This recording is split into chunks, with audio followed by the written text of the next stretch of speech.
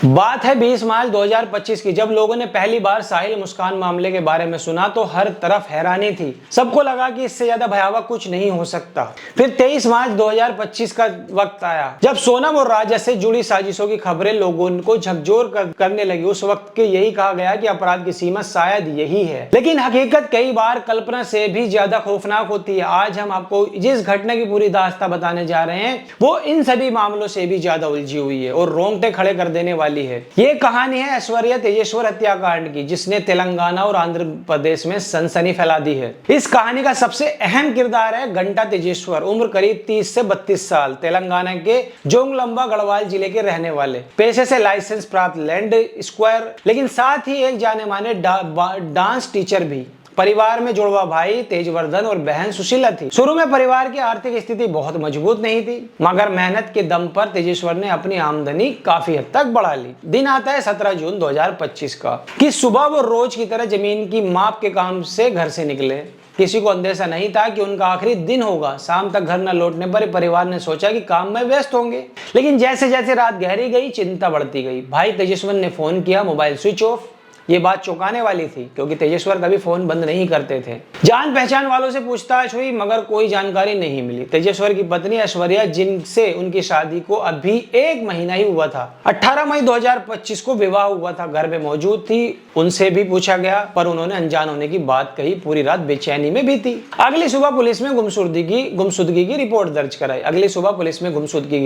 करा दी जाती है। पुलिस ने दिनचर्या खंगाली और आसपास लगे सीसीटीवी कैमरों की फुटेज खंगालनी शुरू कर दी। कई घंटों की जांच के बाद एक अहम सुराग मिलता है। तेजेश्वर अपनी बाइक से निकले थे, लेकिन एक जगह वो बाइक खड़ी कर एक एसयूवी में बैठते दिखे। कार की पहचान की कोशिश हुई मगर तुरंत सफलता नहीं मिली। इसी दौरान तेजवर्धन ने पुलिस को बताया कि जहां पूरा परिवार परेशान है, वहां ऐश्वर्या का व्यवहार असामान्य रूप से शांत है। ये बात पुलिस के संदेह का कारण बन जाती है। सीधे पूछताछ के बजाय पुलिस ने ऐश्वर्या की कॉल डिटेल रिकॉर्ड निकलवाई। यहां से बड़ा खुलासा हुआ। पिछले 1 महीने में एक ही नंबर पर 2000 से ज्यादा बार कॉल की गई। शादी वाले दिन भी कई कॉल्स आए। वो नंबर भी तिरुमला राव के नाम पर था, जो एक फाइनेंस कंपनी में ब्रांच मैनेजर था।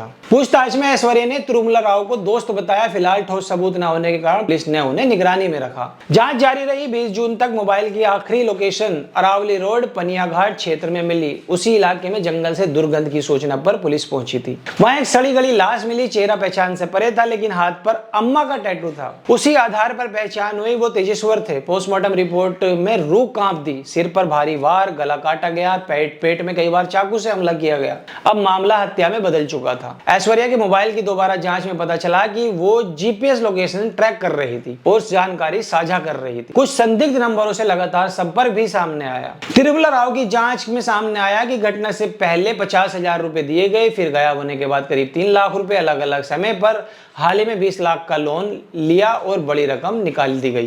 दिन आता है 26 जून 2025 का। सुबह का वक्त था। इंटरस्टेट टोल प्लाजा का तिरुमला राव को हिरासत में लिया गया। पूछताछ में विरोधाभास सामने आया। उसी दिन ऐश्वर्या को भी गिरफ्तार कर लिया गया। धीरे धीरे साजिश का पूरा खाका सामने आने लगा। पता चला कि ऐश्वर्या उसी ब्रांच में काम करती थी जहां तिरुमला राव मैनेजर थे। दोनों के बीच संबंध विकसित हुए। चौंकाने वाली बात यह थी कि ऐश्वर्या की मां सुजाता भी कभी कभी उस ब्रांच में काम कर चुकी थी और तिरुमला के करीब रही थी। मां और बेटी दोनों का रिश्ता एक ही व्यक्ति से जुड़ा हुआ था। जब ऐश्वर्या का रिश्ता तिरुमला से उजागर हुआ तो परिवार ने जल्दबाजी में उनकी शादी तेजेश्वर से तय कर दी। पहली शादी टली। फिर 18 मई 2025 को मंदिर में विवाह हुआ, लेकिन जांच के अनुसार यह विवाह सिर्फ एक औपचारिक था। असल मकसद कुछ और ही था। आरोप है कि शादी के बाद ऐश्वर्या और तिरुमला ने तेजेश्वर को रास्ते से हटाने की योजना बनाई। जीपीएस ट्रैकर, पैसों का इंतजाम, सुपारी, सब कुछ सोची समझी रणनीति का हिस्सा था। हत्या के बाद शव को जंगल में फेंक दिया गया और मोबाइल व सामान नदी में बहा दिए गए। जांच में कुल 8 लोगों की गिरफ्तारी हुई। ऐश्वर्या, तिरुमला राव, सुजाता, तिरुमला के पिता और हत्या में शामिल अन्य आरोपी। पुलिस ने हथियार, कार, खून से सने कपड़े, सीसीटीवी फुटेज और एक वॉइस चेंजर डिवाइस बरामद की। किसी डिवाइस से पहचान छिपाकर बातचीत की जाती थी। साथ ही जांच एजेंसियों का दावा है कि पर्याप्त सबूत जुटा लिए गए हैं। अब मामला अदालत में है। सजा क्या होगी यह न्यायालय तय करेगा। तेजेश्वर की कहानी सिर्फ हत्या नहीं है, बल्कि विश्वासघात है, लालच और जुनून की भयावह परिणति है। आपकी नजर में इस पूरे मामले में सबसे बड़ा दोषी कौन है और क्या सजा मिलनी चाहिए? अपनी राय जरूर कमेंट में बताइए। वीडियो पसंद आए तो लाइक कीजिए। अगर आपको ये प्रस्तुति जानकारी अच्छी लगी हो तो शेयर कीजिए, वीडियो को लाइक कीजिए। तब तक मिलता हूँ दूसरी कहानी में। जय हिंद, जय भारत।